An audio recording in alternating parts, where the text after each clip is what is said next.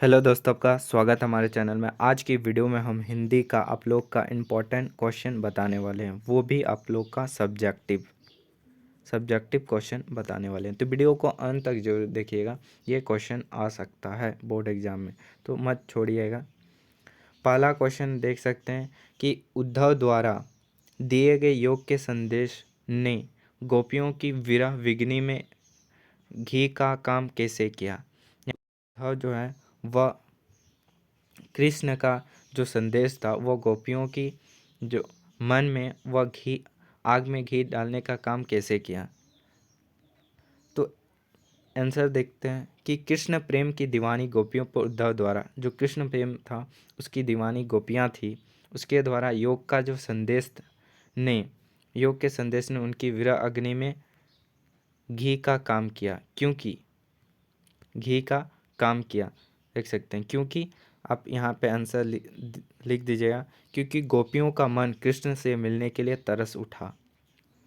किसका मन? गोपियों का मन जो है वह कृष्ण प्रेम यानी कि कृष्ण से मिलने के लिए वह तरस रहे थे, और वे कृष्ण की आने की आशा में आशा में थी। इसलिए कृष्ण को ना देखकर वे अधीर हो उठी मतलब वह अपने अग्नि में घी डालने का यानी कि क्रोधित हो उठी।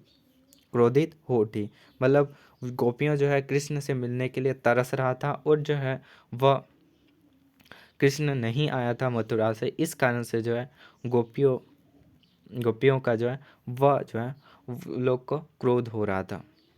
तो इतना आंसर लिख दीजिएगा, आपका काम बन जाएगा। अगला क्वेश्चन की ओर देखते हैं। अगला क्वेश्चन है, देख सकते हैं कि गोपियों ने उद्धव से योग की शिक्षा कैसे लोगों को देने की बात कही है।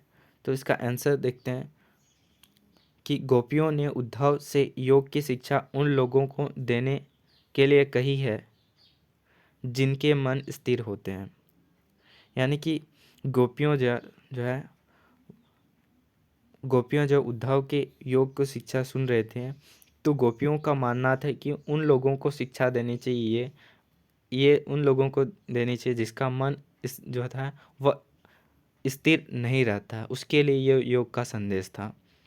जिनके मन चक्री के तरह चक्कर लगाते हैं, अर्थात जिनके एकनिष्ठ प्रेम नहीं है, ये संदेश उनके लिए था। मतलब उसके समान था जिसे जिनके मन में चक्री की तरह चक्कर लगाते हैं, अर्थात जिनका एकनिष्ठ प्रेम ना हो, उसके लिए ये गोपियों को उद्धव को बताते हैं कि ये योग का संदेश है, हमारे लिए नहीं है।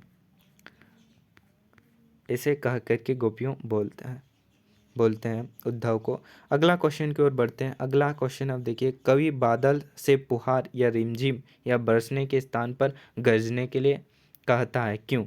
तो इसका आशय यह है कि कवि बादल से फुहार या रिमझिम या बरसने के स्थान पर गरजने के लिए कहता है क्योंकि कवि बादलों को क्रांति,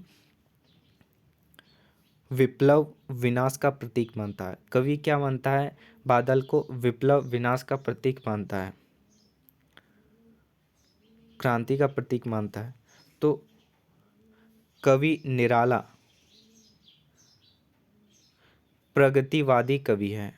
कवि जो था निराला, सूर्यकांत त्रिपाठी निराला, जो वह प्रगतिवादी कवि था। विनाश के उपरांत ही निर्माण होता है। कवि बादलों की गर्जना को शक्ति का प्रतीक मानकर मनुष्य में उत्साह और साहस भरना चाहता है। गर्जना उपरांत ही वर्षा होती है। मनुष्य में उत्साह, साहस और आत्मबल होगा तभी निर्माण संभव है। मनुष्य की कल्पनाएं ही लक्ष्य प्राप्ति का साधन बनती है। अतः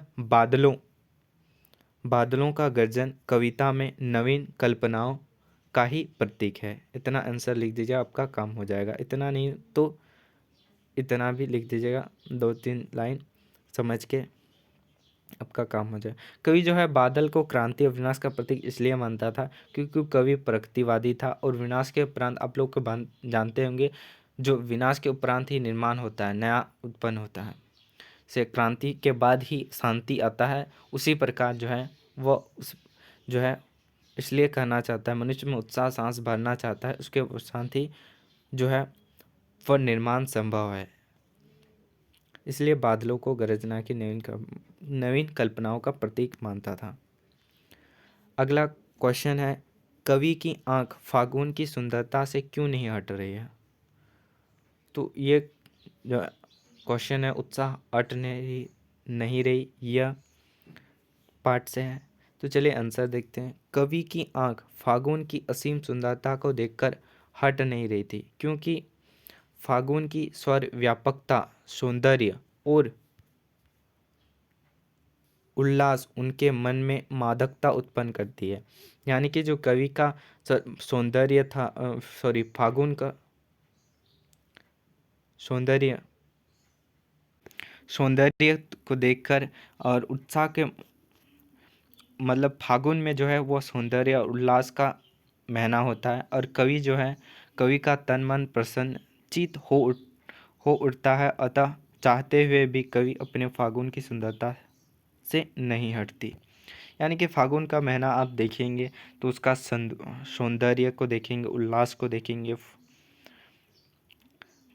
फूल को देखेंगे, जैसे पलाश का फूल को देखेंगे, तो ये बड़ी ही मनमोहक होता है। इसलिए जो है वह कवि का जो आँख है वह फागुन की सुंदरता से जो है हट नहीं रहता। अगला क्वेश्चन की ओर देखते हैं। अगला है, कवि ने कठिन यथार्थ के पूजन की बात क्यों कही? कवि जो है वह कठिन यथार्थ के पूजन की बात क्यों करता है?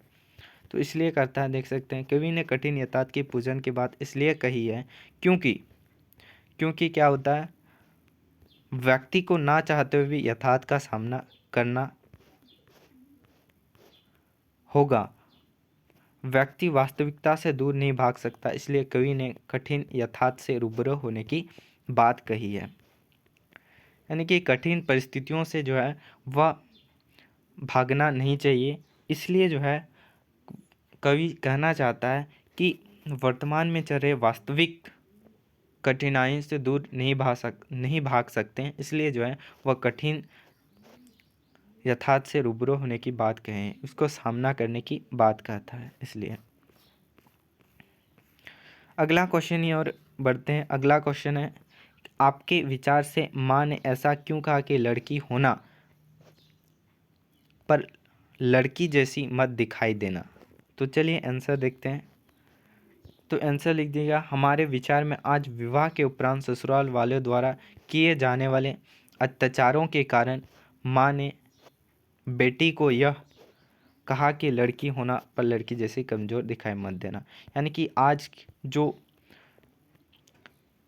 देख सकते हैं, विवाह के उपरांत जो ससुराल में वह बेटी का तरह तरह का अत्याचार होता है। इस कारण से जो है कवि जो कहता है, लड़की होना पर लड़की जैसी दिखाई मत देना। अब क्योंकि देखते हैं किस लिए कहता है कवि, क्योंकि आज की समाज व्यवस्था परंपरागत स्त्री संबंधी रूढ़ियों से ग्रस्त है। उसे समाज में पुरुष के समान नहीं समझा जाता। यानी कि जो विवाह करके लड़की को लाता है, उसके समान, जो पुरुष के समान वह अधिकार नहीं दिया जाता, सम्मान नहीं दिया जाता। हर क्षेत्र में उसके अधिकारों का हनन होता है। आज भी ससुराल में पुत्रवधू की स्थिति सबसे हीन है, इसलिए इस पर तरह तरह के अत्याचार किए जाते हैं, और कभी कभी पुत्रवधू को मारने, पीटने, धमकाने, यहाँ तक कि जलाकर मार देने की घटनाएं भी सामने आती है। माँ अपने पर किए गए अत्याचारों की प्रमाण है, इसलिए माँ अपनी बेटी को कमज़ोर ना दिखाई देने की सलाह देती है।